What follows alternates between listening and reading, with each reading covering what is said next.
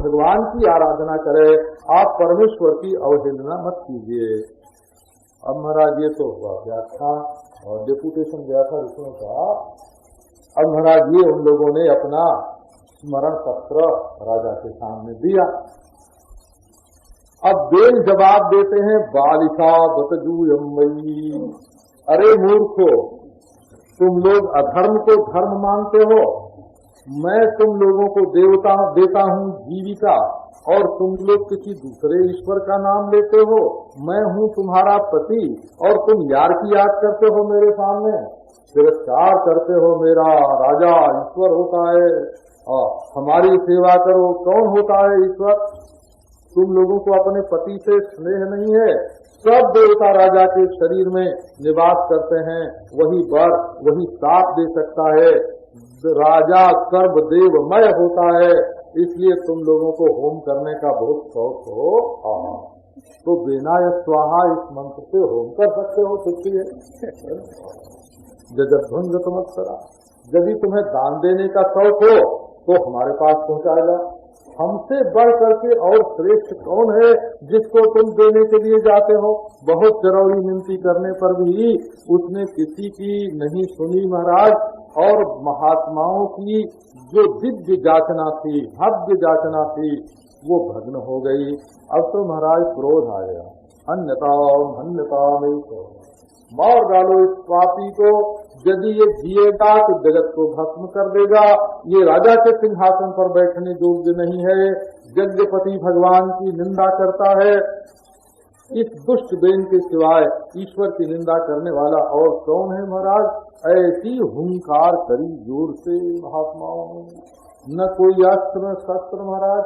सब महात्माओं ने मिलके बड़े जोर से होम की जो ध्वनि की, निजघ्नुर्हुंकृतैर्बेनम हतमच्युत निंदया। जो भगवान की निंदा करता है वो तो खुद ही मरा हुआ है। ये तो केवल निमित्त ही मात्र था महाराज, तो मर गया तो ऋषि लोग तो चले गए और उसकी माता ने उसके मुर्दे को, उसके शव को लेकर के विद्या जोगेन, बड़ी युक्ति मालूम थी। मुर्दे को चाहे तो हजारों बरस रख ले और वो सड़े नहीं गले नहीं। अब एक दिन महात्मा लोग सरस्वती नदी के तट पर बैठे और सोचने लगे कि संसार की क्या स्थिति है। उन्होंने देखा बड़े बड़े उपद्रव हो रहे हैं और चारों ओर धूल उड़ रही है और चोर डाकू छाए हुए हैं। बड़ा भारी उपद्रव, लूटपाट हो रही है। कोई रोकने वाला उनको नहीं है। प्रायः चौरप्रायम जनपदम, सारे देश में चोर ही चोर, राजा के कर्मचारी चोर और प्रजा चोर, बाणीय चोर, सिपाही चोर, चोर ही चोर। हीन सत्य चौरप्रायम जनपदम, सारा राज्य चोरों का हो गया और किसी में सत्वगुण नहीं, नियंता कोई नहीं, नियामक करना कोई नहीं। अब तो महाराज कोई उनको रोक न सके। बोले भाई ये महात्मा लोग, बोले देखो इनको भी पाप लगे, चाहे कितने बड़े विद्वान हो, समदर्शी हो, शांत हो, पर गरीबों को कोई सता रहा हो, दुखियों को सता रहा हो और उसकी उपेक्षा कर दें तो उनका जो वेद का ज्ञान है वो जैसे फूटे हुए घड़े से पानी गिर जाए वैसे बह जाता है। और इस वंश का भी नाश नहीं होना चाहिए। ध्रुव जैसे भगवदाश्रित भक्त इसमें हुए हैं तो सब के सब ऋषि वहाँ गए और उन्होंने वो जो बेन का शरीर पड़ा हुआ था उसका मंथन किया। असली बात तो यह है कि जो बीज होता है ना, संतान उत्पन्न करने वाला जो तत्व है, धातु है, इसकी कोई थैली शरीर में नहीं होती है। वो सारे शरीर में, सारे रक्त में व्याप्त रहता है। वो तो कामजन्य मंथन होने पर एक स्थान से निकलता भर है। तो जब वो रहता है मनुष्य के समूचे शरीर में, तो ऋषियों ने अपनी विद्या से, अपने विज्ञान से उसका मंथन किया। तो हमारा जान के पास वो बीज का कोई तत्व था, कण मंथन करके ऐसी रासायनिक क्रिया की कि उसमें से बच्चा पैदा हो। तो ठीक है, हमारा प्रयोग तो बिल्कुल ठीक है, उसमें कोई दोष नहीं। तब उन्होंने फिर बेन के बाहु का मंथन किया। वो जो बालक निकला जान से, वो तो निम्न कोटि का, निम्न गुणों से संपन्न निषाद के नाम से, निषीदा उन्होंने कहा तो निषाद के नाम से प्रसिद्ध हुआ। और जब बाहु का मंथन किया तो भगवान की जो पालनी शक्ति है, बाहु गुण विशिष्ट क्षत्रिय, ये तो बड़ी वैज्ञानिक है ना। हो ब्राह्मण क्या है? तुरी है। सन्यासी क्या है? तो तुरी है। वानप्रस्थ और क्षत्रिय क्या है? तो ईश्वर। और गृहस्थ और वैश्य क्या है? तो तेजस, हृदयनगर। और ब्रह्मचारी और शूद्र क्या है? तो वैश्वानर, ईश्वर। ये चार जो आत्मा का चार विभाग है, उसी के अनुसार चार वर्ण, उसी के अनुसार चार आश्रम, और उसी के अनुसार धर्म, अर्थ, काम, मोक्ष, उसी के अनुसार धर्म, उपासना, योग, तत्वज्ञान। ये मनुष्य के शरीर में जैसे सिर है ज्ञान प्रधान, और हाथ है कर्म प्रधान, जैसे उरु है वहन प्रधान, जैसे चरण है सेवा प्रधान, ऐसे मनुष्य के शरीर के समान ही समाज के चार विभाग हैं और चार वर्णाश्रम हैं। अब बाहु का हुआ मंथन, मंथन करने पर महाराज एक दिव्य ज्योति उसमें से निकली। हमारे सांख्य शास्त्र का सिद्धांत है, ये जो इंद्रियां हैं ना, जैसे देखने की शक्ति, सुनने की शक्ति, सूंघने की शक्ति, स्वाद देने की शक्ति, ये एक जगह नहीं रहते हैं, ये समग्र शरीर में व्यापक ही रहते हैं। क्योंकि तन्मात्रा से बनी हुई है, और तन्मात्रा तो सारे शरीर में रहती है, कोई पंचभूत थोड़े ही हो।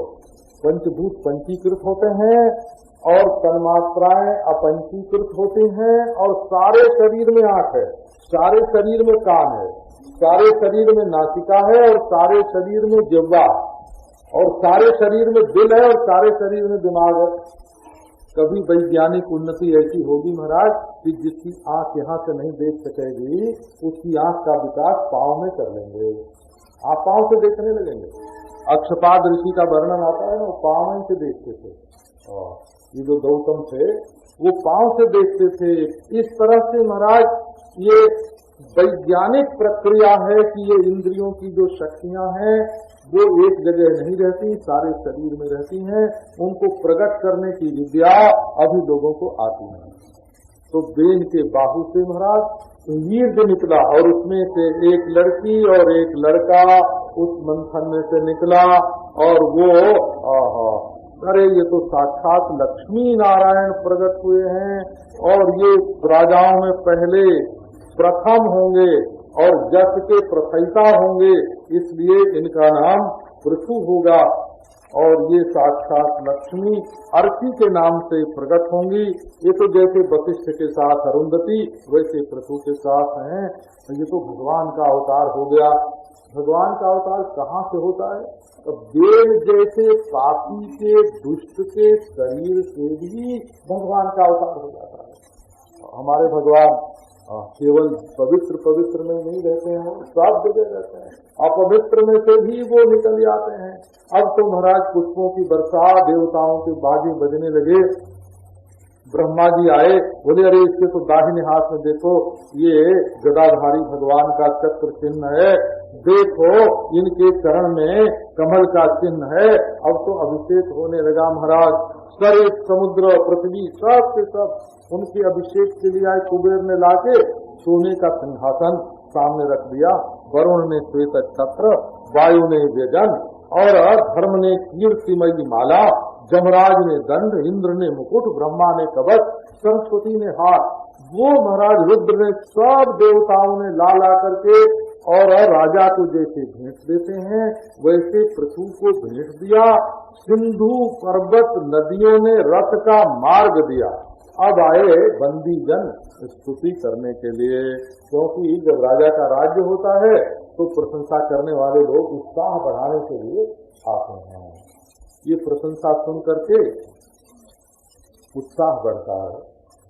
ये भी आवश्यक है, एक सृष्टि में एक आवश्यक तत्व है। बाबा जी लोग जो ना बोलते हैं ना, वो इसी में अपनी तारीफ समझते हैं कि लोग कहेंगे कि भाई ये अपनी तारीफ सुनना पसंद नहीं करते। ये तारीफ हुई कि नहीं हुई? ये तो बहुत बड़े भारी महात्मा हैं, तो क्यों अपनी तारीफ सुनना ही पसंद नहीं करते? अब इससे बढ़िया और क्या तारीफ होगी? बहुत बढ़िया तारीफ हो गई। तो ये निरुक्त में ये वचन आया है, तूये माना ही देवता बड़े न वर्धते। जब देवता की स्तुति की जाती है तब वो देवता अपना बल प्रकट करती है। तूये माना ही देवता बड़े न वर्धते, उत्साहित कर दिया महाराज। अभी आए राजा को उत्साहित करने के लिए। पृथु ने कहा कि क्यों जी, अभी हमारा कौन सा ऐसा गुण धर्म स्वभाव प्रकट हुआ जिसकी तुम लोग स्तुति करने के लिए आए हो? ये अपने मुंह पर अपना बखान करवाना, अपनी स्तुति करवाना, ये तो सभ्यता के अनुकूल नहीं है, तो हम तो नहीं सुनेंगे। ये लोग नहीं समझते हैं कि इससे अपना अभिमान बढ़ जाता है। अभी दुनिया में हमको कोई नहीं जानता और तुम पहुंच गए हमारी तारीफ करने के लिए। क्या हम बच्चे हैं कि तुम शाबाश शाबाश करोगे तो हमारा उत्साह बढ़ेगा? अब तो महाराज सबके सब चुप हो गए। चुप होकर महात्माओं के पास गए कि हे महात्माओं, अब बताओ, राजा की जब हम प्रशंसा नहीं करें तो हमारी जीविका कैसे चलेगी? हमारा तो काम ही ये है। तो महात्माओं ने कहा कि देखो, तुम लोग जाओ पृथु के पास और ऐसे वर्णन करो कि महाराज दुनिया में ऐसे ऐसे काम बाकी पड़े हैं, आप ये करोगे, आप ये करोगे, ये आप ऐसे करोगे, बढ़िया बढ़िया काम करने की प्रेरणा दो उनको। अब तो महाराज पहुंच गए सब लोग। बोले कि महाराज, आपका जस भला कौन गा सकता है? आप दुष्टों को दंड देंगे, संपूर्ण ये जो देवता हैं उनका तेज अपने शरीर में ग्रहण करेंगे, सूरज की तरह। आप जैसे सूरज जल खींचता है और बरसता है, वैसे प्रजा से कर लेंगे और बरस देंगे, क्षमा में पृथ्वी के समान होंगे। इंद्र जब वर्षा नहीं करेगा, ऐसा प्रबंध करेंगे कि यदि इंद्र वर्षा न करे तो उस समय भी खेती की सिंचाई हो जाए। आप ऐसा प्रबंध करने वाले हैं हमारा। आपके दर्शन से सबको सुख मिलेगा और आपका खजाना हमेशा आप भरा रखेंगे। खजाना खाली हो जाने पर फिर राज्य नहीं चलता है महाराज, और आपके ऊपर कोई आक्रमण नहीं कर सकेगा। दूर दूर से महाराज आपका नाम सुन के ही लोग डरा करेंगे, ऐसी सेना आपकी रहेगी। अब ये महाराज जो प्रशंसा की, बोले ये तो साक्षात महाराज परमात्मा का अंश ही आपके रूप में प्रकट हुआ है। और पृथ्वी में जितने रत्न भरे पड़े हैं सबका आप दोहन करेंगे और अश्वमेध यज्ञ करेंगे और बड़े बड़े महात्मा आपके पास आएंगे और आप खूब सत्संग करेंगे, 10 दिशाओं पर दिग्विजय करेंगे। अच्छा, पृथु ने कहा कि अच्छा भाई, तुम लोग तो हमारी कुंडली पढ़ने लगे, बहुत बढ़िया, ये सब होगा महाराज। तो इस तरह से पृथु की स्तुति हुई, उनका मनोरथ पूरा किया। अब इसके बाद वर्णन करते हैं नारायण कि जब राजा पृथु का अभिषेक हुआ और ब्राह्मणों ने जनता की रक्षा के लिए उनको नियुक्त किया, तो पहली समस्या राजा पृथु के राज्य में अन्न की आई। प्रजा निरन्ने क्षिति पृष्ठेत्यो छुच्छाम देहा पतिमभ्यभूतन। लोगों को पेट भर खाना नहीं मिलता था बेन के राज्य में, पहनने को कपड़ा नहीं मिलता था, सब भूख के मारे दुबले पड़ गए थे। राज्याभिषेक होते ही पहुंची प्रजा, ना प्रतिनिधि, प्रजा के प्रतिनिधि लोग राजा के पास पहुंचे। महाराज, पहली बात यह है कि भूखों के लिए अन्न की व्यवस्था करो। वयम राजन जाठरेणाभितप्ता, जठराग्नि हमको बहुत सता रही है और राजा का काम है कि अपनी प्रजा के लिए वृत्ति, उसकी जीविका का बंदोबस्त करे। आप ये प्रबंध सबसे पहले कीजिए। नंक्षामहे उज्जितोर्जा वार्ता प्रतिस्वम किलोकपालहा। हमारे पास ऊर्जा नहीं है, ऊर्जा शक्ति का लोप हो गया, बिजली नहीं है, उज्जित ऊर्जा वार्ता प्रतिस्वम, और देश विदेश का जो व्यापार है वो चौपट हो रहा है। हमारे राजा हो, आपको ये संभालना चाहिए। अब तो महाराज प्रजा की ये करुण वाणी सुन करके पृथु विचार करने लगे, हमको क्या करना चाहिए। उन्होंने कहा कि अब ये ढिलाई से काम नहीं चलेगा, इसके लिए करनी चाहिए कठोरता। तो धनुष बाण उन्होंने उठाया और बोले कि देखो ये धरती जो है ये कठोर कठोर पहाड़ की तरफ नहीं लेती, पहले तो सिल इसको छिन्न करो, ऐसा जोतो और ऐसा इसको एक एक कप्पा उधेड़ के रख दो और सब जगह बुआई हो, और जहाँ जो हीरा मोती लोहा सोना चांदी की जो खान हो निकाल लो, जहाँ तेल दवा हो उसको निकाल लो।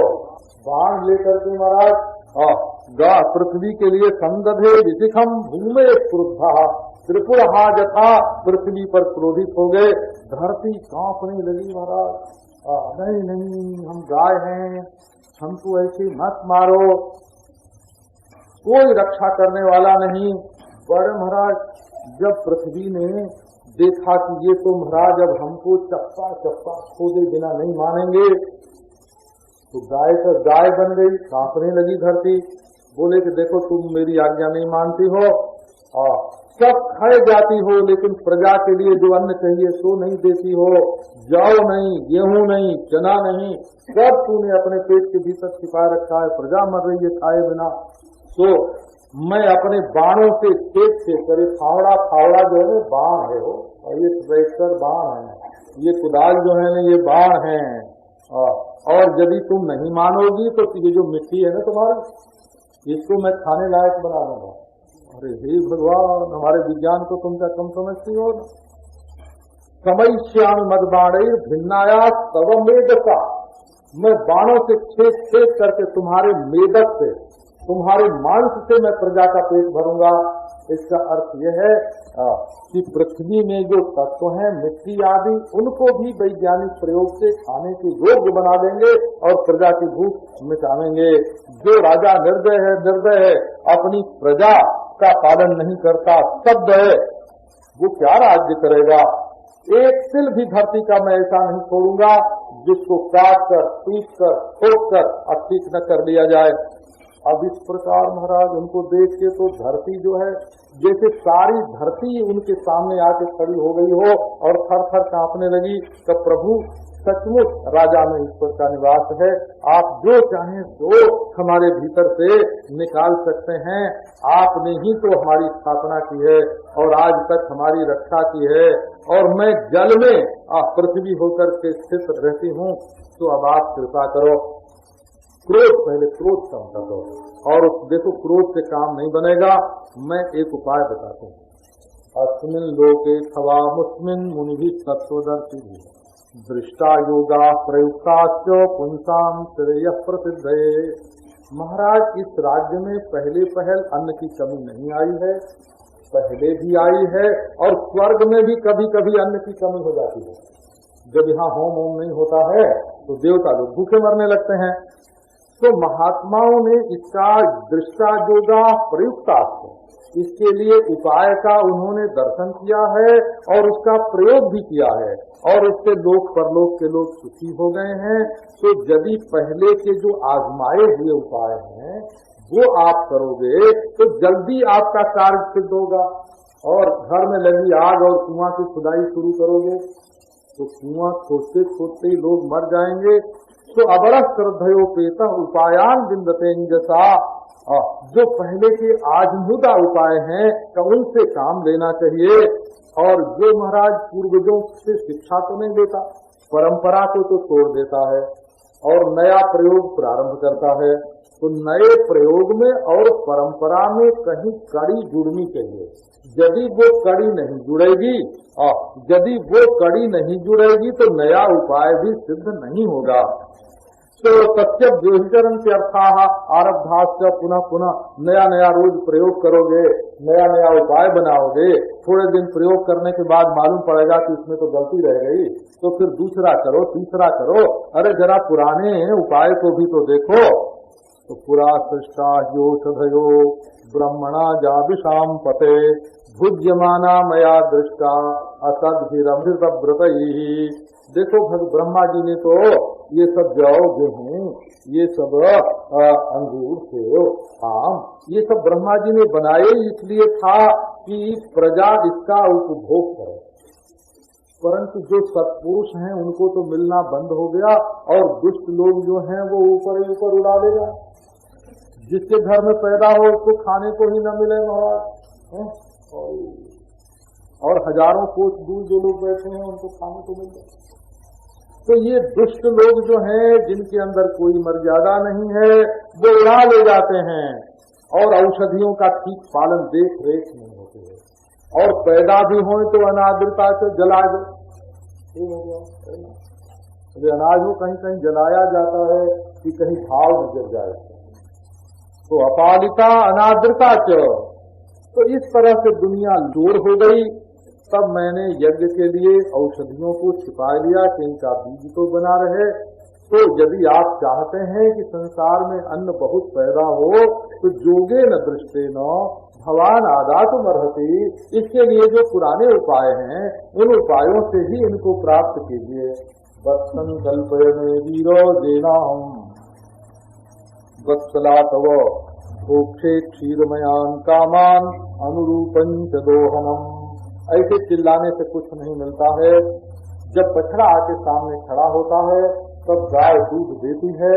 यदि एक एक चीज को प्रेम से चाहने वाली प्रजा हमारे सामने आकर और अपने अपने अभीष्ट वस्तु को हमसे ले तो हम उसको देने के लिए तैयार हैं। तो दुहने वाला बनाओ और किस अन्न का उत्पादन कौन करे ये व्यवस्था करो। ये नहीं कि जिससे पैसा मिलता है ना, कपास ही पैदा करो, गेहूं में तमाकू पैदा करो, तमाके भेज दो विलायत, खाने की चीज मत पैदा करो। कपास पैदा करो, अन्न पैदा मत करो। तो पैसा गन्ना खूब बो लो, पैसा तो पैदा करो और खाने की चीज पैदा न करो, तो ऐसे काम नहीं चलेगा।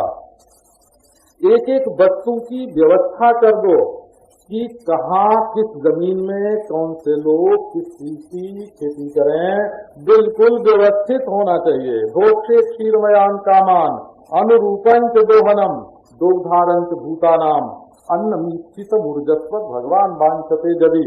और अन्न भी कमजोर अन्न नहीं होना चाहिए, खूब परिपुष्ट अन्न उत्पन्न करना चाहिए।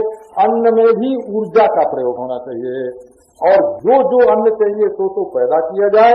जिसकी जरूरत कम हो तो वो कम पैदा किया जाए।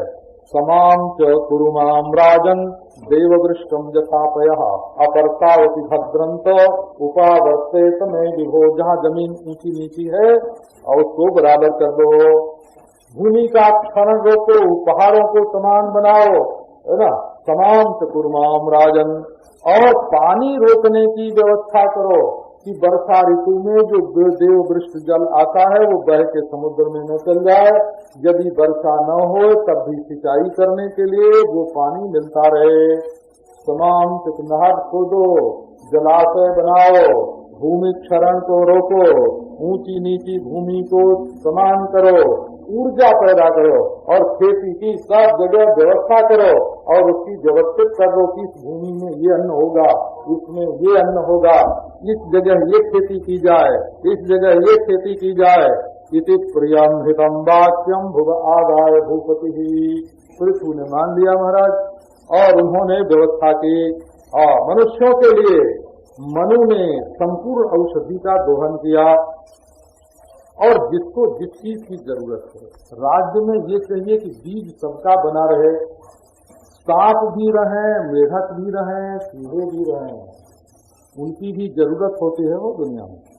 हमने अखबारों में पढ़ा था थोड़े दिन पहले कि हमारी जो बहुत प्यारी केरल सरकार है, केरल अपने हिंदुस्तानी की, उसने मेढकों का महाराज निर्यात कर दिया। हाँ, और मेढक पकड़ पकड़ के अमेरिका भेज दिए, करोड़ों डॉलर उसको मिले। अब वहाँ क्या हुआ कि जब धान की खेती हुई तो धान के खेत में रोग लग गया। वैज्ञानिकों ने बताया कि ये रोग इसलिए लगा है कि मेढक रहते थे तो रोग के कीड़ों को खा जाया करते थे। अब वो है ही नहीं तो चावल कहाँ से पैदा हो। तो महाराज दूसरी जगह से मेढक बुला बुला के धान के खेतों में छोड़े थे। जरूरत होती है महाराज। सांपों का निर्यात कर दिया गया, सांपों का निर्यात कर दिया गया तो महाराज चूहे इतने बढ़े कि खेती में फसल को खा जाए। अब एक एक चूहे को पकड़ो, एक एक चूहे के माद में 20-20 क्विंटल अनाज। तो बोले बुलाओ सांप और खेतों में छोड़ो महाराज, तब ये है आहा जीवो जीवस्य जीवनम। 7 लोग चूहों का नियंत्रण करेंगे, सिपाही हैं इनके। हाँ, ये सिपाही हैं, उनके ऊपर नियंत्रण करेंगे। तो महाराज इस तरह से एक एक चीज के लिए नियंत्रण होना चाहिए। अब बृहस्पति को बछड़ा बना करके वेद की रक्षा की व्यवस्था की गई, ऋषियों को बछड़ा बना करके इंद्रियों की शक्ति की व्यवस्था की गई, इंद्र को बछड़ा बना करके सोम की व्यवस्था की गई, दैत्यों को बछड़ा बना करके और पूरा आसव की व्यवस्था की गई, उनका भी एक विभाग खोला गया। और गंधर्व अप्सरा जो हैं उन्होंने भी अपने कमल पात्र में दूध का दोहन किया। इस तरह से जितनी विद्या होती है, जितनी जाति होती है, जितने प्रकार के भोजन होते हैं। मैं राजा मनुष्यों के लिए अन्न की व्यवस्था करे और गाय भैंस बैल के लिए भूस की व्यवस्था न करे तो उसकी व्यवस्था गड़बड़ा जाएगी ना। अरे ऊंट के लिए नीम की पत्ती भी चाहिए भाई। ये राजा का ही काम है कि सारे राज्य में व्यवस्था करे। तो ये पृथ्वी के राज्य में बड़ी अद्भुत व्यवस्था। हमको तो महाराज जितने राजाओं का वर्णन मिलता है प्राचीन शास्त्रों में, पृथु ने दंडसूत, सर्प, नाग इनके लिए भी व्यवस्था की। तक्षक को बछड़ा बनाया और दिल के पात्र में विष का दोहन किया, क्योंकि ये लोग जो चाटते हैं ना वस्तुओं को, तो चीजों में जो जहर होता है उसको चाट के अपने पेट में रख लेते हैं और वस्तुएं निर्विष हो जाती हैं। हरी घास चाहिए, दूध चाहिए, बछड़े चाहिए, और जो मांस भोजी पशु हैं उनके लिए मांस चाहिए, जो पक्षी हैं उनके लिए चारा चाहिए, और ये जो वनस्पति है, जंगल रहे खूब तो वर्षा होती है, उनकी भी रक्षा करनी चाहिए। इस तरह से महाराज पृथ्वी में जिन जिन बातों की आवश्यकता है सबको पृथ्वी ने पूर्ण किया। और उसके बाद दुहित्र चकारे माम प्रेमणा दुहित्र। और राजा जो हैं वो कहते हैं पृथ्वी हमारी भोग्या है, हम उसके पति हैं। पृथ्वी ने कहा नहीं नहीं, ये हमारी बेटी है। पृथ्वी, हम पृथ्वी के पति नहीं हैं, हम पृथ्वी के पिता, हम राष्ट्रपति नहीं हैं। तो सत्य हो तो हम राष्ट्रपिता है ना। ये हमारे लिए भोग करने की वस्तु ने प्रजा, इसका पति तो प्रजा है, मैं तो इसका बाप हूँ, उसको भोग के लिए मैं देता हूँ। इसके बाद महाराज जो बड़े बड़े पहाड़ थे उनको उन्होंने चूर चूर करके जमीन को सम बनवाया। गिरिकूटा निराजराट भूमंडल मिदम वैन्य प्रायश्चक्रे समम विभू। इस भूमंडल को उन्होंने सम बनाया। और उसके बाद महाराज कितने लोग, कैसे कैसे लोग गांव में रहें, सब शहर में जाए, किस किस आवश्यकता के लोग शहर में रहें। गाय भैंस के लिए कौन लोग जो हैं वो गोष्ठ में रहें, गोकुल में रहें, कौन पहाड़ी तरहदी में रहें, कौन पहाड़ की ऊंचाई पर रहें, कौन सीमा पर रहें, कौन नदी के किनारे रहें, ग्राम, पुर, पत्तन, दुर्ग, ये घोष, ब्राज, शिविर, कहाँ डेरा डाल के शिविर डाले जाएं, कहाँ खेत, कहाँ खरबट, ये सब व्यवस्था उन्होंने प्रजा के निवास की करवाई। कहते हैं कि इनके जैसा राजा दूसरा के आदिराज इनको बोलते हैं। पृथ्वी का नाम है आदिराज। राज्य की सारी व्यवस्था इन्होंने बनाई। जब सब व्यवस्था हो गई तो महाराज शत्रुओं की ओर से भी ध्यान देना चाहिए। तो ये घोड़ा छोड़ा गया महाराज, अयमे धसते न समेत जगेंगे करेंगे ब्रह्मावर्त में इसकी व्यवस्था। और कानपुर के पास जो विपुर है ना, वहां की गई। अब तो महाराज इंद्र को हो गई ईर्ष्या, माने मर्त्यलोक में तो उनका कोई दुश्मन नहीं निकला, लेकिन स्वर्ग में एक दुश्मन निकल आया। अब उनको ये सहन नहीं हुआ। बड़े जब यज्ञ होने लगे महाराज, उनकी यज्ञ भूमि की क्या विशेषता थी कि क्षीर, दधी, अन्न, गोरस की नदियां बहती थीं और जितने देश में रत्नों की खान थी वो सब की सब खुल गई थी। पहाड़ों में अन्न भर गया था, सब लोग भेंट ला रहे थे।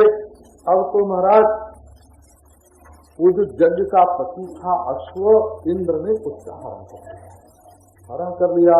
तो इंद्र ने महाराज पृथु के पुत्र से कहा कि जाओ तुम छीन ले आओ। अब वो बार बार छीनने के लिए जाए और बार बार पाखंडी का रूप धारण करे इंद्र। तो हुआ कि भाई बार बार इंद्र से घोड़ा छीना जाएगा और बार बार पाखंडी लोग बेश भारी हो, बेश भारी खरीदे पूरे साल ब्रज में जाते हैं। अब महाराज अश्व को भी छोड़ दे और उस रूप को भी छोड़ दे, पाखंड बढ़े और वो ले आवे। एक बार पृथु के मन में गुस्सा आ गया कि हम इस इंद्र को मार डालेंगे, तो लोग पाखंड न बने और यज्ञ पूरा हो। इसके लिए जब उन्होंने पृथु ने उसको मारने का संकल्प किया, तब ब्रह्मा जी ने आके कहा कि ये इंद्र तो यज्ञ का देवता है, इसको आप मारिए मत। देखो बड़ा भारी पाखंड बढ़ रहा है। एक बताओ, तुमसे पूछते हैं, यज्ञ करके तुम क्या पाना चाहते हो? ये भागवत धर्म जो है ना, ये यज्ञ का बहुत समर्थक नहीं है, बहुत समर्थक नहीं है, क्योंकि यज्ञ में थोड़ी हिंसा की प्रधानता पहले हुआ करती थी। और तो ये तो बड़े प्रेम का है, तो आकर के उन्होंने कहा कि देखो इंद्र को मार करके यज्ञ करोगे तो उससे क्या फायदा होगा, तो तुम्हें क्या लेना है यज्ञ से, बोलो। तो बोले हमको तो महाराज अंतःकरण शुद्ध हो, भगवान प्रसन्न हो, और हमको अविद्या का नाश हो, यही तो चाहिए ना। बोले कि तब इसमें यज्ञ पूरा करने का क्या आग्रह है? अरे तुम रहने दो अपना 99 यज्ञ, इसी से तुमको 100 यज्ञ का फल मिल जाएगा, इंद्रिय का हक पूरा हो। बोले देखो अपनी जिद पूरी होने पर जितनी खुशी होती है, जब सामने वाले की जिद पूरी होने पर भी इतनी ही खुशी हो, सब में सर्वात्म भाव है। तो चलो मेरी न सही तुम्हारी सही भाई, यहाँ भी वही है वहाँ भी वही है, बुद्धे फलम अनाग्रह। और मेरी बात नहीं रही तुम्हारी तो रह गई, चलो तुमको आदर मिला तो बहुत बढ़िया है, तो तुम यज्ञ की चिंता मत करो, अब यही यज्ञ ये पूरा हो जाए, क्योंकि इसमें पाखंड बढ़ता है। तो देखो ये है तुम्हारा घोड़ा, तुम तो विष्णु के स्वयं अवतार हो, अब इंद्र की माया को बढ़ने मत दो। ऐसे करके महाराज ब्रह्मा जी ने उनको समझाया। फिर तो यज्ञ हुआ पूरा और सबको इंद्र से संधि हो गई, प्रेम हो गया दोनों में, और अवहृत स्नान हो गया, ब्राह्मणों को खूब दक्षिणा मिली। और जो लोग महाराज आए थे, यज्ञ में होम करना ही विशेष नहीं है, पूजिता दान मानाभ्यास, ये हमारे वितरण की एक पद्धति है। जब धन का संग्रह हो जाता है तो सत्कर्म करके उसको बांटा जाए। उसमें विशेषता ये हो जाती है कि सब अच्छे काम करने वालों को उनका हिस्सा चोर डाकू के हाथ लगता नहीं, और घर में जो कमाई का पैसा इकट्ठा हुआ है वो अच्छे रास्ते से बह जाता है। सब लोगों ने आशीर्वाद दिया और यज्ञ की प्रशंसा करते हुए चले गए। अब महाराज इसी बीच में भगवान नारायण जो हैं वो बड़े प्रसन्न हुए। उन्होंने इंद्र को पुकारा, रे ओ इंद्र, यहाँ आ गया महाराज। तो बोले चलो पृथु के पास चलो, उनके यज्ञ में तुम भी चलो। और आ करके भगवान ने कहा, देखो पृथु यही इंद्र है जिसने तुम्हारे यज्ञ में बाधा डाली है, अब ये तुमसे माफी मांगने के लिए आया है और तुम भी उसको माफ कर दो। क्षमापयत आत्मानम अमुष्यक्षन्तुमर्हति, ये क्षमा मांगता हुआ तुम्हारे पास आया है, तुम भी इसको क्षमा करो। क्योंकि जो महापुरुष लोग होते हैं वो अपने हृदय में द्रोह को नहीं पालते हैं। कब द्रोह को हृदय में पालने की वस्तु है? अरे ये तो जितनी जल्दी दुश्मनी का भाव निकल जाए उतना अच्छा है, क्योंकि शरीर का नाम आत्मा नहीं है। यदि तुम्हारे जैसे सत्पुरुष भी इसी में फंस जाएं तो सत्संग का कोई फल ही नहीं हुआ। इसलिए शरीर पर ज्यादा ध्यान मत दो और इसमें आसक्ति मत करो। आत्मा एक शुद्ध स्वयं ज्योति है और आत्मा का कोई दूसरा आत्मा नहीं होता है। जो महाराज श्रद्धा से निष्काम भाव से अपने धर्म का पालन करता है उस पर परमात्मा प्रसन्न होता है। वो सबके हृदय में विराजमान है, सम है, समान है। उसके लिए उत्तम मध्यम कुछ नहीं है, सुख में दुख में सर्वत्र वो परिपूर्ण है। राजा का एक ही धर्म है, दो धर्म राजा के नहीं है। वो क्या है तो श्रेय प्रजा पालन में राज्य, जैसे प्रजा का पालन हो वही राजा का धर्म है। तो तुमने यज्ञ किया, अब देखो तुम्हारे घर में तो बड़े बड़े महापुरुष भी आने वाले हैं, अब मुझसे कोई वर मांग लो। भगवान ने कहा कि तुम्हारे गुण और शील ने मुझे कैद कर दिया है। गुण शील जंत्रिता, भगवान धरती से नहीं बनते हैं, भगवान गुण से और भगवान शील से बनते हैं। मैं यज्ञ से नहीं मिलता हूँ, क्यों कि जिसके हृदय में समता है उसके हृदय में मैं रहता हूँ। भगवान ने ऐसे जब कहा तो झट सिर झुका के उन्होंने आदेश ग्रहण किया पृथु ने, और इंद्र तो पृथु के चरण छूने जा रहे थे, तो महाराज चरण नहीं छूने उन्होंने दिया, दोनों हाथ से पकड़ के इंद्र को उठाया, गले से लगा लिया। अब भगवान चाहते हैं कि हम जाएं अब यहाँ से, गरुड़ पर चढ़ें, परंतु पृथु ने पकड़ लिया उनका पांव, तो अनुग्रह विलंबित, एक हाथ गरुड़ पर रख दिया था चढ़ने के लिए और पांव उठाया था रखने के लिए, इसी बीच में पृथु ने पांव ही पकड़ लिया। अब तो पश्चिम पद्म पलाशाक्षो न प्रपत्ते सुहृतताम, यात्रा बंद हो गई, वैसे खड़े के खड़े रह गए, और उधर पृथु हाथ जोड़े खड़े, उनकी आंखों से आंसू की धारा गिर रही, हृदय द्रवित हो गया, आंसू पोंछ के आहा विन्यस्त हस्ताग्र मुरंग विद्विषः, गरुड़ के कंधे पर हाथ रखे हुए भगवान से वो बोले कि प्रभु आप हमको वर देने के लिए कहते हैं, तो वर आप हैं कि आप जो देंगे सो। हाँ, एक लड़की किसी से प्रेम करती थी, जब दोनों से मिलना हुआ तो लड़के ने कहा कि तुम जिससे कहो गाँव उससे हम तुम्हारा ब्याह कराने को तैयार हैं, और उसने तो सिर पीट किया कि हम तो इससे ब्याह करने को आए और ये गांव में ब्याह कराने को कहता है। तो भगवान वर हैं बाबा, उनसे कुछ मांगने की चीज नहीं है, उनसे और किसको मांगा जाए, और सब तो नरक में भी मिल सकता है। वरेण्यम वरेण्यम करते करते जिंदगी बीत गई, सब तो हाँ, वर ही केवल भगवान है, उसके सिवाय तो और कोई वर है ही नहीं। ऐसे वर को के वर हूँ जो जन्मे और मर जाए, बर बरिए गोपाल जू मारो चुड़लो अमर हो जाए, भगवान के सिवाय तो और कुछ मांगने का है ही नहीं। तो बोले प्रभु हमको वो नहीं चाहिए जहाँ आपके चरणारविंद का अमृत पीने के लिए न मिलता हो। अरे पृथु ये कहाँ मिलता है? बोले ये महापुरुषों के हृदय में रहता है महाराज, और वो जब आपकी लीला का वर्णन करते हैं तब वहाँ से बरसता है, और उसके पीने का उपाय है कि हमारे 10,000 कान कर दो, विधत्व करनाय तमें समय बरहा। अब महाराज भाषा ही न समझे कोई, और कहे कि देखो 10,000 कान होंगे तो पृथु कैसे लगेंगे हैं? उसका मतलब है कि हमारे सुनने की ऐसी शक्ति बढ़े कि हम बराबर सुनते रहें पीते रहें।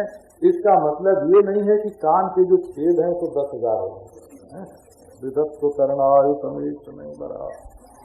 जहाँ जहाँ महापुरुष के मुखारविंद से भगवान की लीला निकलती है वहाँ वहाँ अमृत की वर्षा होती है, परमेश्वर का ध्यान होता है, और सुनने में और रुचि होती है। मैं तो बस लक्ष्मी और मैं बोले कि हम दोनों एक को ही चाहते हैं, परंतु हम लोगों में कलह कोई नहीं होगा, कभी नहीं होगा। तो क्यों भाई सौत में तो कलह हो जाता है।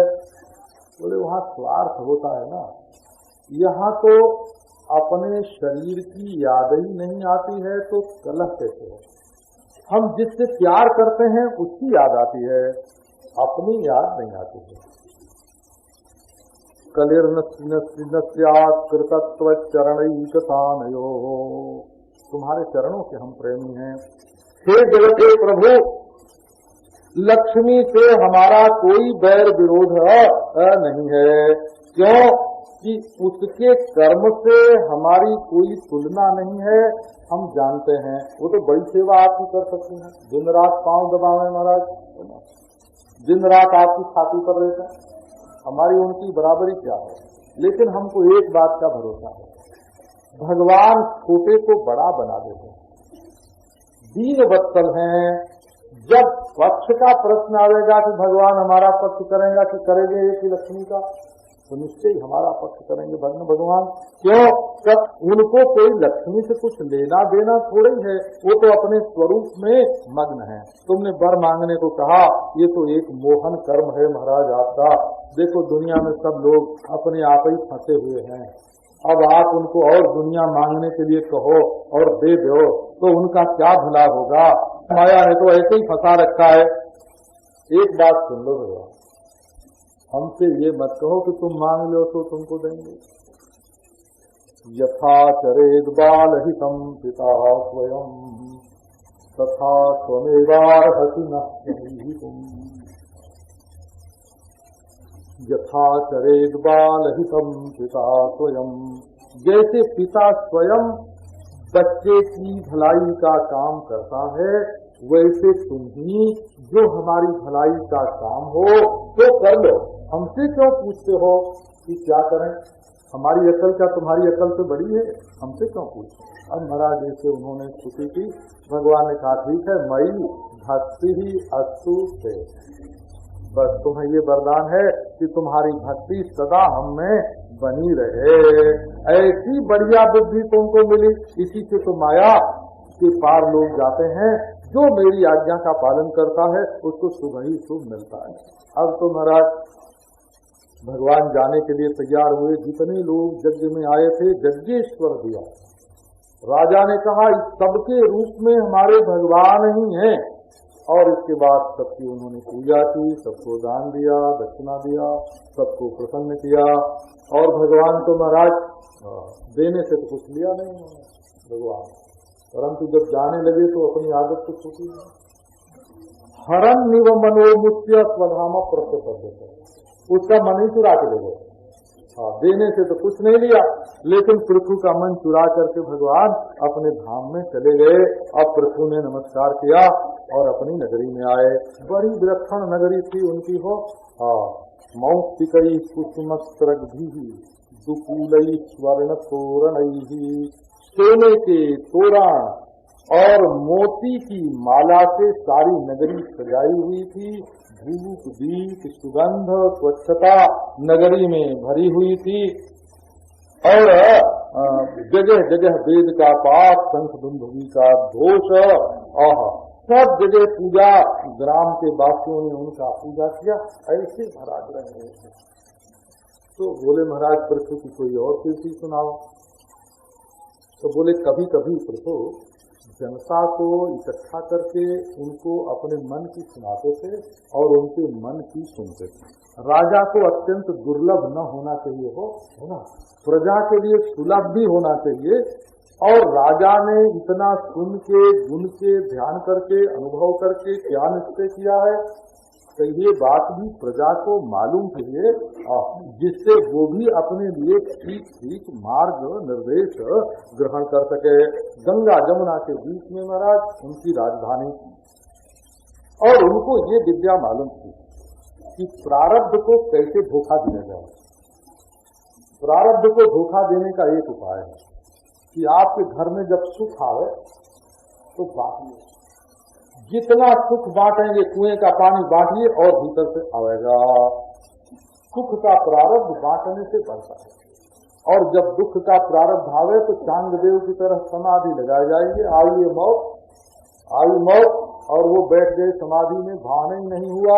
मौत न जाने कहाँ 14 बार महाराज 100 वर्ष पर मौत आई और चली गई। तो कौशल ये है कि दुख के प्रारब्ध को स्वीकार मत करो, मैं दुखी हूँ ये अनुभव मत करो, ये भी भगवान की एक लीला है। और सुख के प्रारब्ध को बांटते चलो। इस तरह से महाराज सुख और दुख से दोनों से अपने को बचा करके वो चलते रहते थे। ऐसी उनकी रहनी थी। अब सब जगह उनकी आज्ञा चलती थी। सप्तद्वीपवती पृथ्वी के एक छत्र सम्राट थे, ब्राह्मण पर और वैष्णव पर। ब्राह्मण पर और वैष्णव पर वो अपनी आज्ञा नहीं चलाते थे। तो एक बार महासत्र की दीक्षा ली महाराज। ब्रह्मर्षि राजर्षि सब के सब इकट्ठे हुए। सब जितने पूजनीय पुरुष वहाँ आए सबका यथा योग्य सत्कार हुआ। बड़ी भारी सभा जुड़ी और उस सभा में महाराज राजा पृथु तो जैसे तारा के बीच में, तारा मंडल के बीच में चंद्रमा की शोभा होती है ना, ऐसे व्यक्तित्व भी प्रभावशाली चाहिए हो राजा का, उसका भी प्रभाव पड़ता है। प्रांशु पीनायत भुजो गौरः संजारुणे क्षणः, ये भागवत है।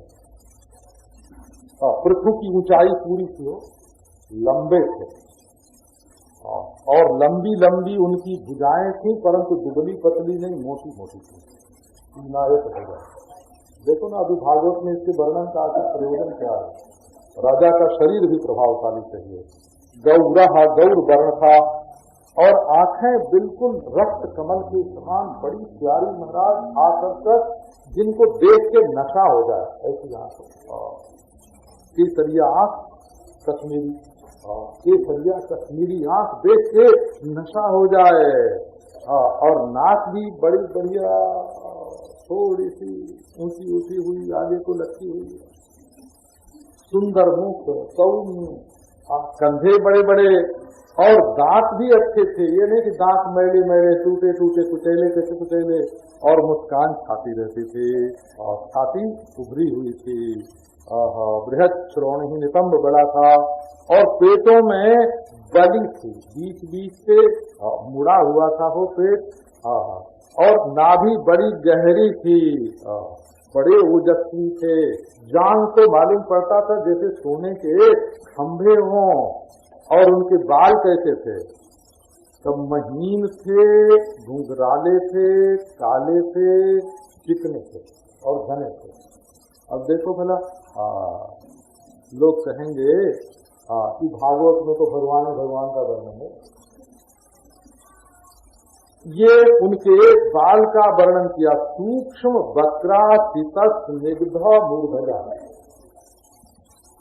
कम विकंधर, गला भी बहुत बढ़िया और कीमती वस्त्र धारण करते थे। यज्ञोपवीत भी था महाराज, जिससे ये संध्या वंदन करते हैं, गायत्री करते हैं, धर्म में निष्ठा है। व्यंजिता शेष गात्र स्त्रीर नियमे न्यस्तभूषण, सारे शरीर की शोभा चमकती रहती थी, व्यक्त होती रहती थी। और बहुत सोने रूपे के आभूषण नहीं पहनते थे, बड़े सुंदर महाराज शिशि रहा। अब वो उठ करके खड़े होकर बोलते थे, सदा ऊंचीवान मुर्गी सदा संघर्षयन निव। बड़ी ठंडी आंखें, जैसे शीतलता बरस रहे हों। खड़े होके पहले चारों ओर देखा और देख के फिर बोले, चारु चित्रपदम लक्षणम रिष्टम गूढ़म अविप्लवम सर्वेषाम उपकारार्थम सदा अनुवदन्निव। उनकी जो वाणी थी वो चार बड़ी सुंदर थी, उसमें चित्र विचित्र पदों का विन्यास था, सलक्षण थी और परिमार्जित शुद्ध थी, उसमें गूढ़ अभिप्राय था और बोलने में कोई विकलता नहीं थी कि हाय हाय अब क्या करें, मैंने कहते नहीं बोलते थे, दो गंभीर वाणी और सबकी भलाई का उसमें भाव रहता था। जब बोलते राजा पृथु तो ऐसा मालूम पड़ता कि सामने वाले के मुंह में जो बात थी उसको छीन लिया। ऐसा मालूम पड़ता था कि अनुवाद कर रहे, हमारे मन की बात बोल रहे हैं। नाही बोलने की जरूरत नहीं पड़ती, बोले हाँ महाराज आपने तो हमारी बात कह दी, आपने तो हमारे मन की कह दी। सब लोग ऐसे समझे हो ये पृथु के बोलने का धन। भाई ये जो हमारे भागवत आदि ग्रंथ हैं, ये केवल माला फेरने की पोथी नहीं है। इसमें धन की कमाई कैसे करना, राज्य कैसे करना, धर्म कैसे करना, भोग कैसे करना, वो हम प्रसंग में आपको सुनावेंगे। और मोक्ष कैसे प्राप्त करना, सारे जीवन की पोथी है, पुरुषार्थ की पोथी है।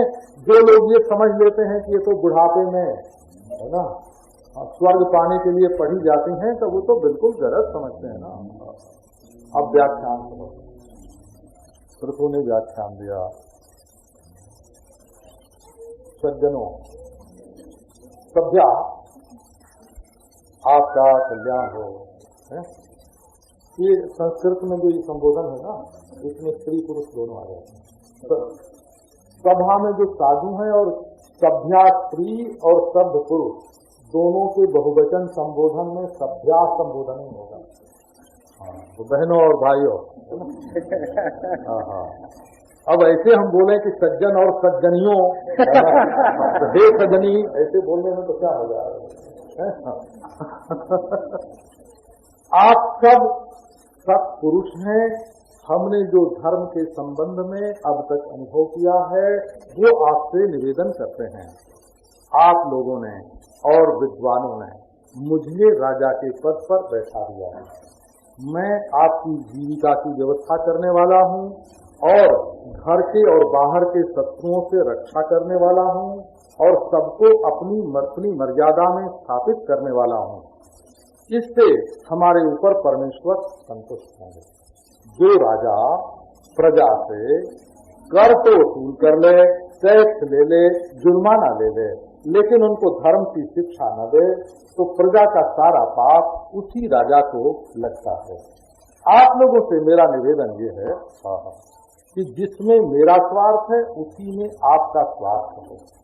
आप लोग सब काम भगवदर्पण बुद्धि से करें, स्वार्थ बुद्धि से नहीं। इसमें मेरे ऊपर अनुग्रह होगा। देखो, करने वाला, शिक्षा देने वाला, उसका अनुमोदन करने वाला, सबको बराबर फल होता है। जितने महापुरुष हैं वो यज्ञपति भगवान को स्वीकार करते हैं। जब दुनिया में एक बड़ा एक छोटा, एक चमकदार और एक मैला होता है, तो जो सृष्टि में सबसे ज्यादा चमकने वाला है, सबसे श्रेष्ठ है, सर्वज्ञ है, सर्वशक्ति है, वो परमेश्वर है। उसको स्वीकार करना चाहिए। हमारे मनु ध्रुव आदि महापुरुषों ने, प्रहलाद बलि आदि ने उसको स्वीकार किया। देव जैसे दुष्ट पुरुष ने नहीं किया तो कोई बात नहीं है। उसके चरणों की सेवा में जब रुचि रहती है तब मनुष्य पाप नहीं करता है, अपने बल को मिटा देता है और उसके शरीर से जो कुछ काम होता है वो सबकी सेवा के लिए होता है। ये यज्ञ भी उसी परमात्मा का स्वरूप है, इसलिए यज्ञ किया जाता है सबके लिए। तो एक बात है कि अपने देश में, राज्य में जो विद्वान हैं, महात्मा हैं, वो कहीं हमारे ऊपर क्रोध न करें, नहीं तो उनके तेज से राज्य का नाश हो जाता है। स्वयं भगवान भी उनकी सेवा करते हैं और भगवान सबके हृदय में रहते हैं। उन्हीं की सेवा से मनुष्य का कल्याण होता है। और जो लोग विद्याजीवी हैं, बुद्धिजीवी हैं, उनके हृदय में बैठ करके यदि उनको ठीक ठीक रखा जाता है तो सबका दिमाग वो लोग ठीक रखते हैं। तो जिनका हृदय शुद्ध है उनको भूत भविष्य सब दिखाई पड़ता है।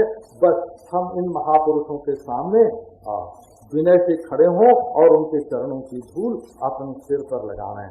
असल में यदि मनुष्य अपने को ठीक कर ले ना तो सब ठीक हो जाता है। दुनिया को ठीक नहीं करना है, अपने को ठीक करना है। ये राजा का सिद्धांत है। गुणायनम शील धनम कृतज्ञम वृद्धाश्रयम संवृणतेनु संपदः प्रसीदताम ब्रह्मकुलम गवाम च जनार्दनः सानुचरश्च मह्यम। जो सद्गुण धारण करता है और शील की संपत्ति रखता है अपने पास और उपकारी के प्रति कृतज्ञ होता है और बड़े बूढ़ों का आश्रय लेकर होता है, संपत्ति उसका वरण करती है। बड़े बूढ़ों का आश्रय हो बड़ा जरूरी है। ये महाराज अपने भीतर बड़े बड़े गुण, बड़े बड़े अनुभव रखते हैं। एक बार किसी लड़के की शादी थी, तो जहाँ शादी करने के लिए जाना था वहाँ से खबर आई कि बारात में सब जवान आने चाहिए, बुढ़ा कोई ना आए। अब महाराज सब बुढ़े तो मान गए, लेकिन जो लड़के का बाप था उसने कहा कि हमारे तो एक ही बेटा और एक ही बार उसकी शादी हमें करना, हम तो ब्याह में जरूर जाएंगे। तो महाराज टोकरी में उसको छिपा के झांपी में बंद करके उसको बारात में ले गए।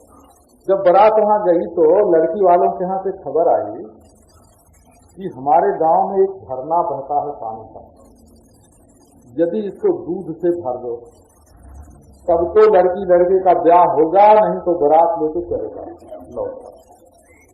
अब तो सब जवान घबराए महाराज, बोलो अब किस जवान पालो।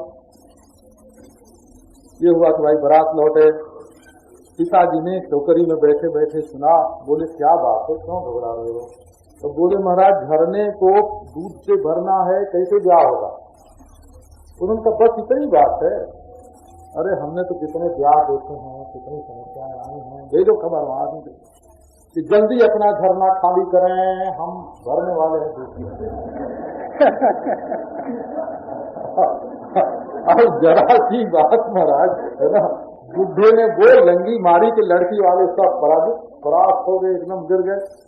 उन्होंने कहा कि बाबा जरूर तुम लोगों के साथ कोई बुढ़ा है, कोई बुढ़ा है, ये जवानों की अक्ल नहीं है, बुढ़ों की अक्ल है।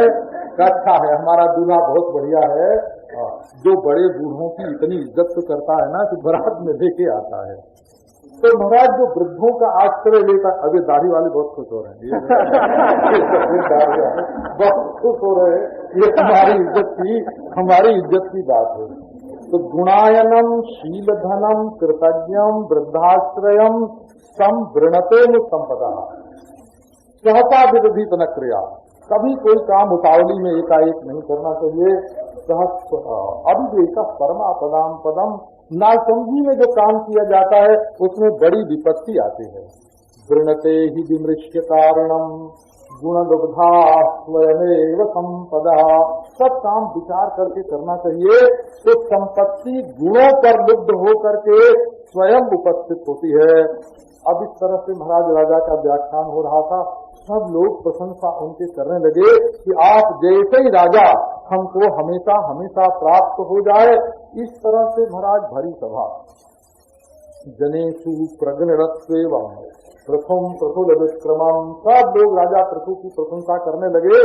उसी समय आकाश से 4 महात्मा और सूर्य के समान महाराज चम चम चमकते हुए,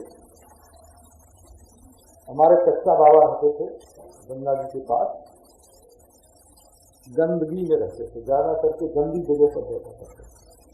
और काम क्या था कि एक तालाब खुदवाते थे और दूसरा कटवा देते थे, भर देते थे, और फिर दूसरे को खुदवाते थे, पहले को भरवाते थे। हजारों मजदूर हर समय लगे रहते थे, बस यही था, मजदूरों को जीविका मिलती रहे पर आलसी न होता, परिश्रम कर। तो एक दिन बोले कि सफाई करो सफाई करो। अच्छा सफाई हुई, बोले दरी बिछाओ, तो मेज लाओ, मेज लाए महाराज। बोले कि देखो सब लोग कायदे से बैठो। इसी बीच में क्या हुआ कि काशी नरेश पंचम जार्ग को अपने साथ लेकर और फिटन में घोड़ा गाड़ी होती थी पहले, और फिटन में एकाएक बिना किसी सूचना के काशी नरेश और पंचम जार्ग घट पहुंच गए। और वहाँ देखें वाह लगी हुई है महाराज, मेज है, कुर्सी है, खाने पीने की सब व्यवस्था। ऐसा तो बाबा ने कभी किया ही नहीं था, तो ये कैसे हो गया? तो उसको मालूम हो गया। दूसरे दिन क्या हुआ, बोले सब लोग शांत, कोई चुप नहीं, आवाज नहीं करना। महाराज आसमान से 4 महात्मा टपक गए, बिल्कुल ज्योतिर्मय 4 महात्मा।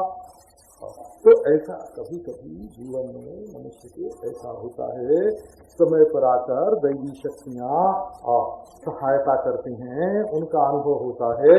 ये बात जवानों को नहीं मालूम होती है, जरा बुद्धों को ज्यादा मालूम होती है। सब समय पर ऐसा महाराज भोजन की सामग्री आती है समय पर, रुपया आता है, आदमी आते हैं, दवाई आती है, अच्छा हो जाता है।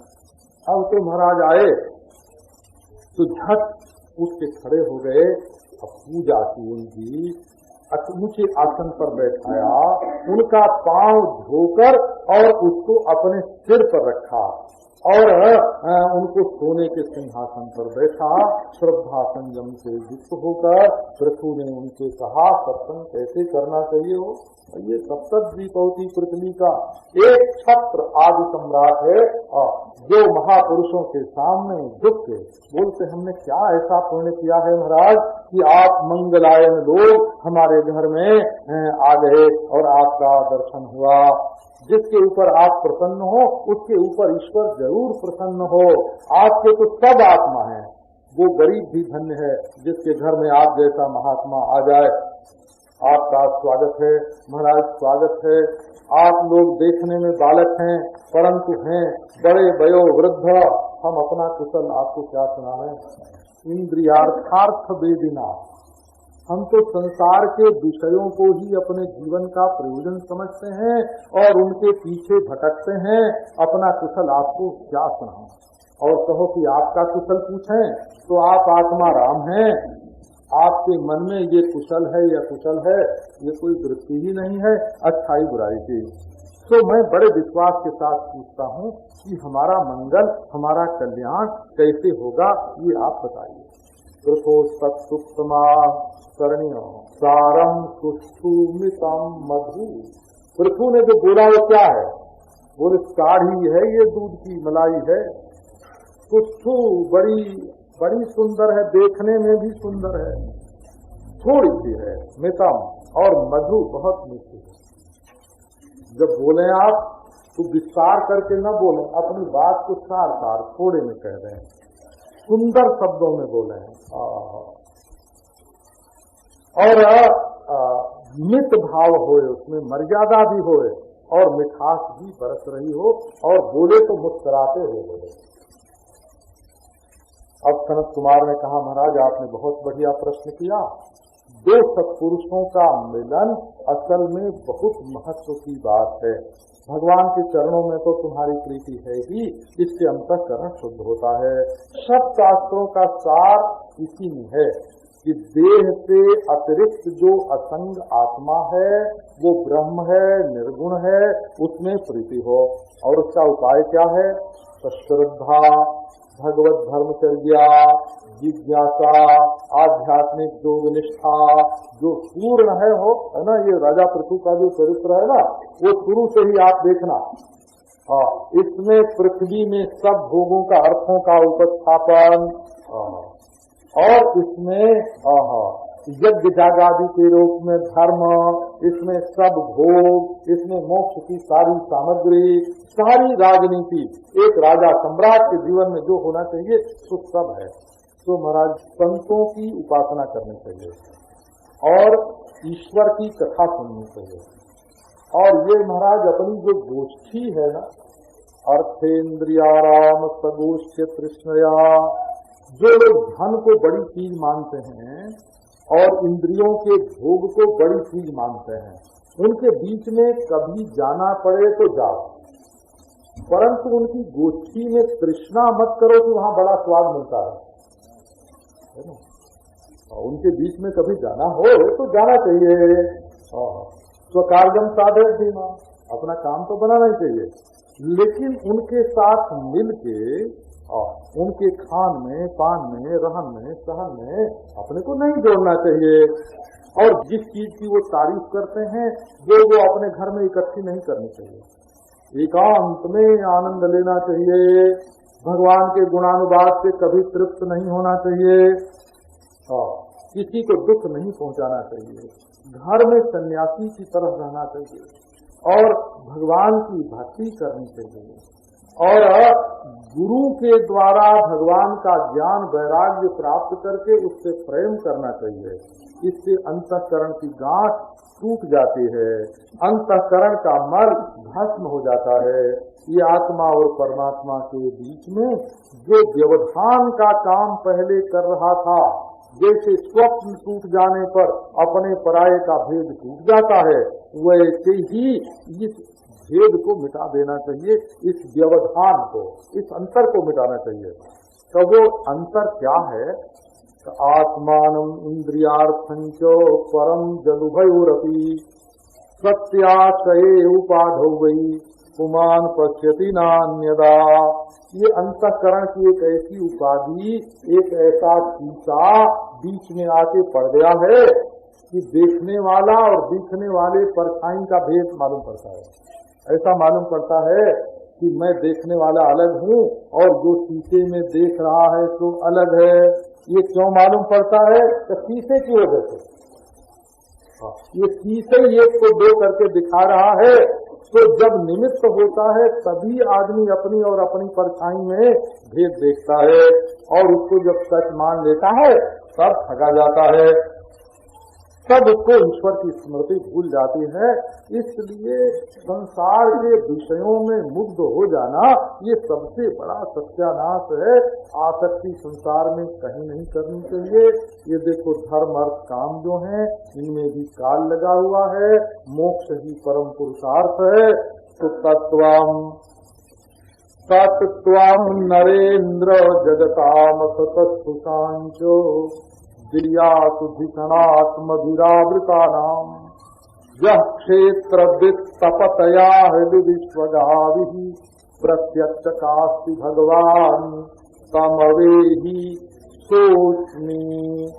हे राजा प्रभु, ये जो जड़ और चेतन संसार में दिख रहा है, इसमें देह है, इंद्रिय है, प्राण है, बुद्धि है, इन सबके भीतर एक है क्षेत्रज्ञ, और उस अनेक क्षेत्रज्ञों का संचालन करने वाला है एक क्षेत्रवित्ता, एक परमात्मा।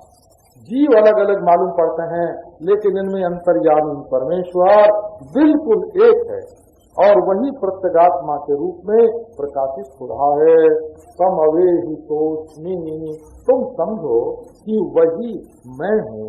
उसी में ये सत असत माया सब कुछ ऐसे भास रहा है जैसे रस्सी में सांप। उसी का महाराज आश्रय ग्रहण करो, उसी को जानो। भगवान के चरणारविंद की भक्ति जब मनुष्य करता है तब कर्माशय का उद्ग्रथन हो जाता है। केवल निर्विषय करने से काम नहीं चलता। अरे खाली घर में तो फिर आके भूत अपना जमा ले गए। नहीं, किसी ऐसे बड़े को सौंप दो घर कि छोटे मोटे से आके बचने की हिम्मत ही न पड़े। तद्वन्न रुद्धमतयो जतयो तद्वन्न रिक्तमतयो जतयोपि रुद्ध श्रोतो गणा समरणम भज वासुदेवम। भगवान के चरणारविंद की नाव बना करके और इस संसार सागर से पार चले जाओ। इस तरह देखो राजा पृथु ने अपने धर्म का पालन किया, अर्थ की ठीक व्यवस्था की, आप भोग भी भोगते रहे, परंतु धर्म फल ऐसा भगवान पहले मिले परंतु पूर्णता नहीं आई।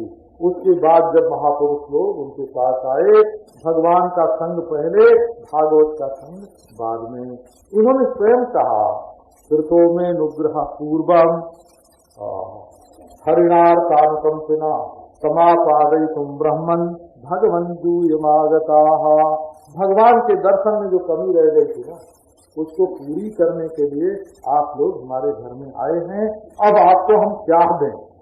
आत्मनः तो हमारा प्राण, स्त्री, पुत्र, घर, सामग्री, राज्य, बल, पृथ्वी, खजाना सब आपके चरणों में निवेदन है। महाराज आप चाहें तो सेना, ब्रह्म ज्ञानी के लिए कुछ कठिन नहीं है। आप सेनापति हो सकते हैं, राजा हो सकते हैं, दंड शासक हो सकते हैं, सर्वलोकाधिपत्य कर सकते हैं। निर्मल बुद्धि के लिए कुछ अज्ञात नहीं होता है। हमारा सब आप साधु महात्माओं का उच्छिष्ट है। हम आपको कुछ देंगे नहीं, आपका ही सब है महाराज। आप अपना खाते हैं, अपना पहनते हैं, अपना देते लेते हैं। आपकी कृपा से हम लोग भी प्रसाद दे लेते हैं। आप नारायण कृपा करो हमारे ऊपर। जब इस तरह से महाराज पृथु ने कहा, उनके देखते ही वो अंतर्धान हो गए। वे चारों के चारों अब उन्होंने तो समझा कि बस अब हमारे इस जीवन का जो काम था वो पूरा हो गया, और उन्होंने अपने सब कर्म का फल परमात्मा को अर्पित कर दिया। राजा पृथु घर में रहे।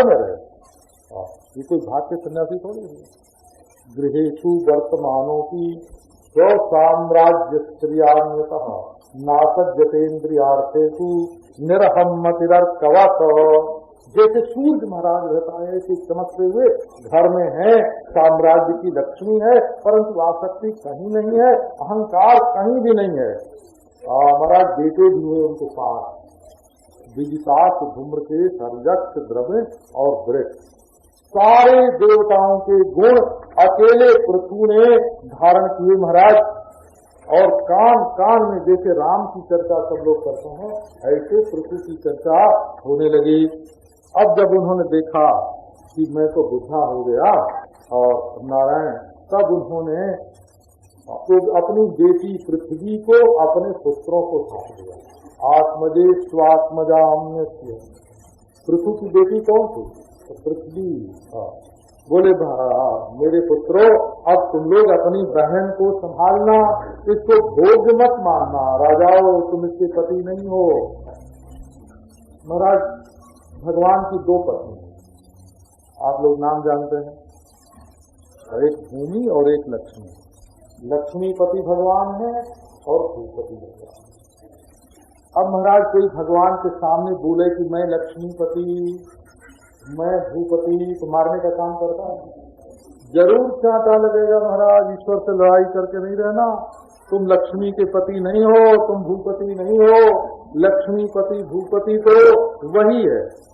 तो महाराज अपने बेटों को सब समझा के और जा करके अदाभ्य नियम अप्रतिहत नियम, जा करके वहां बैठ गए, नियम से रहने लगे। जंगल में जाके सब कुछ सहन करें, बड़ा तप करें।